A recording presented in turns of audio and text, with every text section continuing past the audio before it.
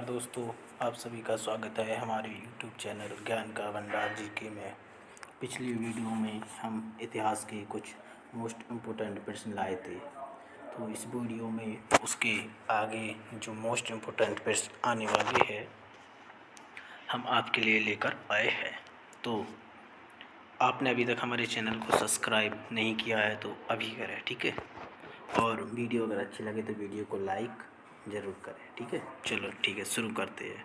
आज का पहला प्रश्न 128 से स्टार्ट है। पुलिकट स्थित किले का निर्माण किसने करवाया था? इसके ऑप्शन ए पुर्तगालियों ने, बी अंग्रेज़ों ने, सी फ्रांसीसियों ने और डी हॉलैंड वासियों ने। तो चलिए इसका देखते सही आंसर क्या होना चाहिए। तो ये सही इसका आंसर है डी हॉलैंड वासियों ने, ठीक है। चलिए अब नेक्स्ट प्रश्न पर चलते हैं। प्रश्न नंबर 129। अलबरूनी किसके साथ भारत आया था? ए तैमूर, बी बाबर, सी अलेक्जेंडर या डी महमूद गजनवी। तो चलिए देखते इसका सही आंसर क्या होना चाहिए। तो इसका सही आंसर है डी महमूद गजनवी के साथ भारत आया था, ठीक है। चलिए अब नेक्स्ट प्रश्न पर चलते हैं, ठीक है। हाँ, नागार्जुन अभिलेख से किसके बारे में जानकारी मिलती है? काफ़ी अच्छा प्रश्न है, मोस्ट इम्पोर्टेंट प्रश्न है, तो आप याद रखना, काफ़ी अच्छा प्रश्न है ये, ठीक है। इसके ऑप्शन है ए जैन धर्म, बी बौद्ध धर्म, सी ब्राह्मणवाद या डी इनमें से कोई नहीं। तो चलिए देखते हैं इसका सही आंसर। इसका सही आंसर है बौद्ध धर्म से संबंधित है, ठीक है। चलिए नेक्स्ट प्रश्न देखते हैं।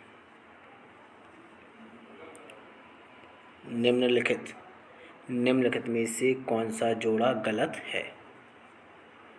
ठीक है, कौन सा जोड़ा गलत है आपको इनमें से बताना है, ठीक है। चलिए देखते हैं। ए निजाम शाही अहमदनगर, बी आदिल शाही बीजापुर, सी बरीद शाही बिरार, डी कुतुब शाही गोलकुंडा।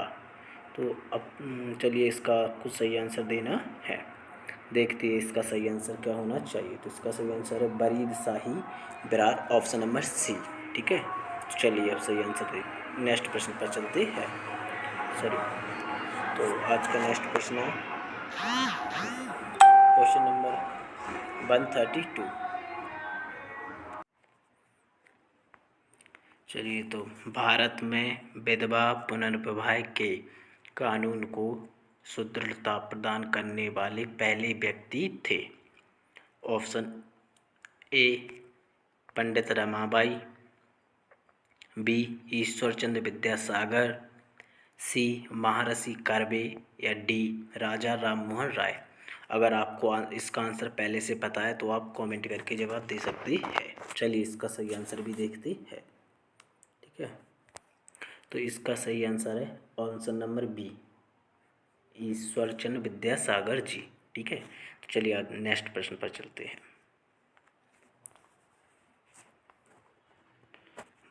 ऑप्शन प्रश्न नंबर 133, ठीक है। तो भारत का प्रथम गवर्नर जनरल कौन था? आपको इस option A William Bentinck, B Robert Clive, C Lord Dalhousie या डी लॉर्ड कैनिंग। चलिए तो देखते हैं इसका सही आंसर क्या होना चाहिए। इसका सही आंसर है ऑप्शन नंबर ए विलियम बेंटिक, ठीक है। तो चलिए ठीक है, नेक्स्ट प्रश्न पर चलते हैं। प्रश्न नंबर 134। भारत में प्रथम जनगणना किसके समय में की गई थी? A Lord Mayo, B Lord Curzon, C Lord Auckland या डी लॉर्ड डैफरिन, ठीक है। तो चलिए देखते हैं इसका सही आंसर क्या होना चाहिए। तो इसका सही आंसर है ऑप्शन नंबर ए लॉर्ड मेयो के शासनकाल में हुई थी, ठीक है। चलिए देखते हैं प्रश्न नंबर नेक्स्ट 135। किस स्थान में गांधी जी ने प्रथम सत्याग्रह आरंभ किया था? अच्छा, काफ़ी अच्छा मोस्ट इम्पोर्टेंट प्रश्न है। ठीक है, तो ऑप्शन है ए बारदोली में, बी चंपारण बिहार में, सी दांडी, या डी कोलकाता या कलकत्ता में। ठीक है, तो चलिए इसका सही आंसर देखते हैं। इसका सही आंसर है बी चंपारण से किया था। ठीक है, तो चलिए अब नेक्स्ट प्रश्न पर चलते हैं। हाँ, इसका नेक्स्ट प्रश्न है कुतुब मीनार का निर्माण कुतुबुद्दीन ऐबक द्वारा 1192 ईस्वी में प्रारंभ किया गया था। किसने निर्माण पूर्ण किया? ठीक है, तो आपको बताना है कि कुतुब मीनार का जो निर्माण है कुतुबुद्दीन ऐबक ने शुरू किया था, उसको पूरा किस शासक ने किया है आगे चलकर। तो चलिए इसके ऑप्शन देखते हैं। Option A Razia Sultan, option B Qutubuddin Aibak, option C Iltutmish, या डी इनमें से कोई नहीं। तो चलिए इसका सही आंसर भी देखते हैं। तो इसका सही आंसर है ऑप्शन नंबर सी इल्तुतमिश। ठीक है, तो चलिए अब नेक्स्ट प्रश्न पर चलते हैं। गायत्री मंत्र किसमें लिखित है? आपको बताना है जो गायत्री मंत्र है वो किस में लिखित है। ऋग्वेद में, ए ऑप्शन बी यजुर्वेद में, ऑप्शन सी अथर्ववेद में, या ऑप्शन डी सामवेद में। ठीक है, तो चलिए इसका भी सही आंसर देखते हैं क्या होना चाहिए। चलिए तो देखते हैं। इसका सही आंसर है ऑप्शन ए ऋग्वेद में। ठीक है, तो चलिए नेक्स्ट प्रश्न पर चलते हैं। प्रश्न नंबर 38। 1329 तथा 1330 ईस्वी के मध्य किसने प्रतीक मुद्रा के रूप में ताम्र के सिक्के जारी किए थे? तो ऑप्शन ए अलाउद्दीन खिलजी ने, बी फिरोज तुगलक, सी मोहम्मद तुगलक, या डी गयासुद्दीन तुगलक। तो ठीक है, आपको और इसका आंसर पहले से पता है तो कमेंट करिए। चलिए ठीक है, देखते इसका सही आंसर। इसका सही आंसर है option number C Mohammad Tughlaq ने। काफ़ी अच्छा प्रश्न है और इससे पहले भी 2 बार ये पूछा जा चुका है, तो याद रखना। ठीक है, मोस्ट इम्पोर्टेंट प्रश्न है। ठीक है, चलिए ठीक है, नेक्स्ट प्रश्न पर चलते हैं।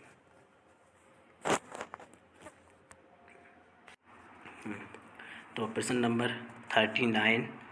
निम्न में से कौन सा जैनों का एक सुप्रसिद्ध तीर्थ स्थान है? ए सारनाथ, बी पारसनाथ, सी नालंदा, या डी सांची। ठीक है, तो आपको इसका सही आंसर बताना है। चलिए देखते हैं इसका सही आंसर क्या होना चाहिए। ठीक है, ऑप्शन नंबर बी पारसनाथ, ये जैनों का एक सुप्रसिद्ध तीर्थ स्थान है। ठीक है, तो चलिए अब नेक्स्ट प्रश्न पर चलते हैं। सिकंदर के आक्रमण के समय उत्तर भारत में निम्नलिखित में से किस राजवंश का शासन कायम था? मोस्ट इम्पोर्टेंट प्रश्न कम से कम 8 से 10 बार कई अलग अलग परीक्षाओं में पूछा गया प्रश्न है। ठीक है, तो आपको याद रखना है इसका सही आंसर। ठीक है, option number A Mughal, B Maurya, C Sunga, और डी नंदवन। ठीक है, तो आपको इसका सही आंसर देना है। चलिए देखते हैं इसका सही आंसर क्या होना चाहिए। तो इसका सही आंसर है नंदवंश का शासन था, और नंदवंश का एक शासक था धनानंद, उसका शासन था। ठीक है, तो क्या नाम था उसका? धनानंद। ठीक है, नंदवंश का शासन था, याद रखना। ठीक है, मोस्ट इम्पोर्टेंट प्रश्न है, मोस्ट इम्पोर्टेंट। ठीक है, चलिए देखते हैं नेक्स्ट प्रश्न। किसके नेतृत्व में भारत का पहला स्वतंत्रता संघर्ष एक जन आंदोलन बना? मोस्ट इम्पोर्टेंट प्रश्न, याद रखना। ठीक है, तो देखिए, ए गरम दल, बी महात्मा गांधी, सी कांग्रेस पार्टी, या डी गोपाल कृष्ण गोखले। तो चलिए देखते इसका सही आंसर है बी महात्मा गांधी। महात्मा गांधी जो थे उन्हीं ने पहला जन आंदोलन शुरू किया था, जो एक संघर्ष का रूप, एक काफ़ी बढ़ चढ़ कर लोगों ने जिसमें भाग लिया था। ठीक है, चलिए तो अब देखते हैं नेक्स्ट प्रश्न।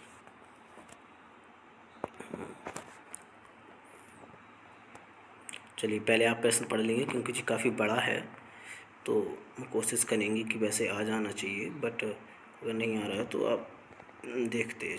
चलिए देखते हैं फिर।